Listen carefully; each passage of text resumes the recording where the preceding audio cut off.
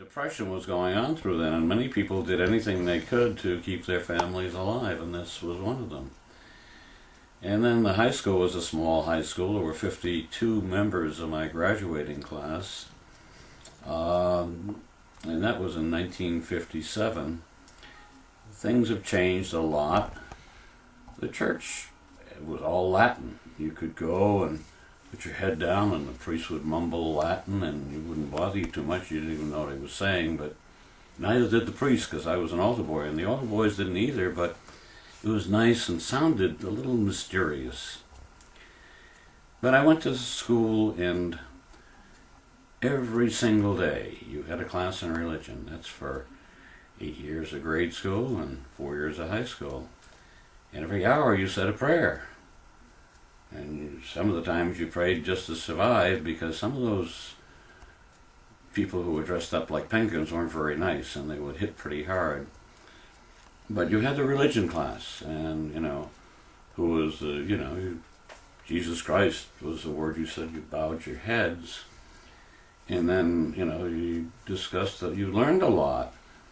And then I learned probably too much, I guess, because I did suggest when I was a senior in high school that Jesus Christ was a marvelous person, a historical person, but one thing he was never was a Christian.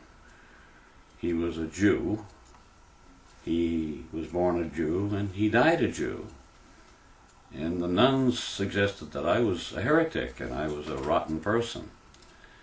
And I said, well, on the top of the cross, it's this INRI, which indicates that here's Jesus of Nazareth, the King of the Jews. It was put there by the Romans. But Jesus never claimed to be a Christian. He sort of pulled a disappearing act from the time he was about 12 until the time he was about 33. Let's not get into that now, but who knows? What happened if you were a left-handed person? Well, if you were a left-handed person, it's obvious, as everybody knows, that is the sign of the devil. And I had a sister who is still left-handed, but not the fault of the nuns, who gave every effort in the world to try. When I mentioned that Jesus wasn't a Jew, was a Jew and not a Christian, and certainly not a Catholic, they told me I couldn't come to school for a week. I was being suspended because of my attitude. Well, my father didn't agree with the nuns, and he said I had a feeling that Jesus was a Jew too. So I was allowed back into school after my father threatened to contact the bishop. But what did he do? Did he come to the school? He went to the school, and he had gone to the same school. He graduated 20 years before I did.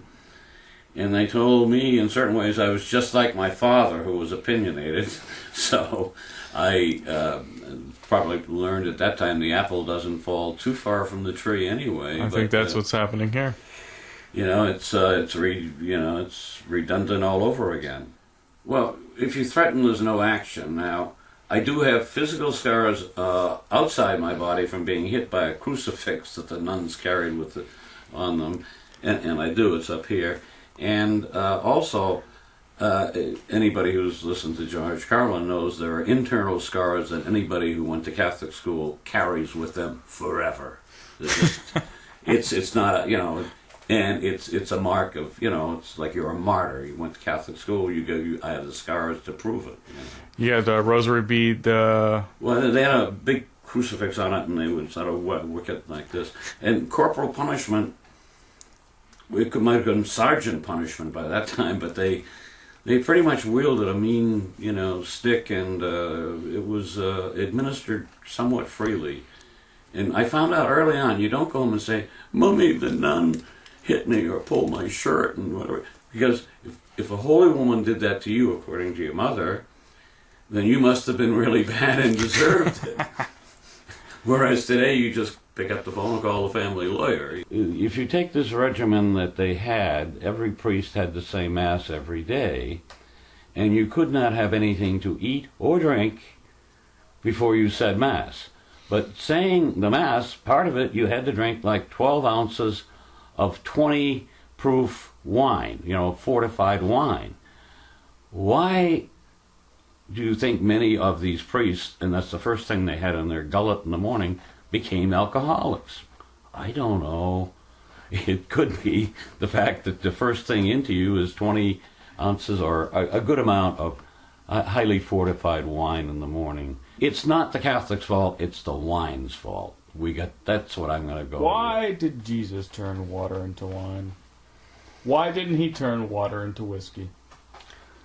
He wasn't Irish, he was Jewish. It would have been, the water of life, as the Irish and the Scotch have called it, and the like, but he turned it into wine. And I think it was Mogan David he turned it into. It could have been. That's not very good. It was kosher.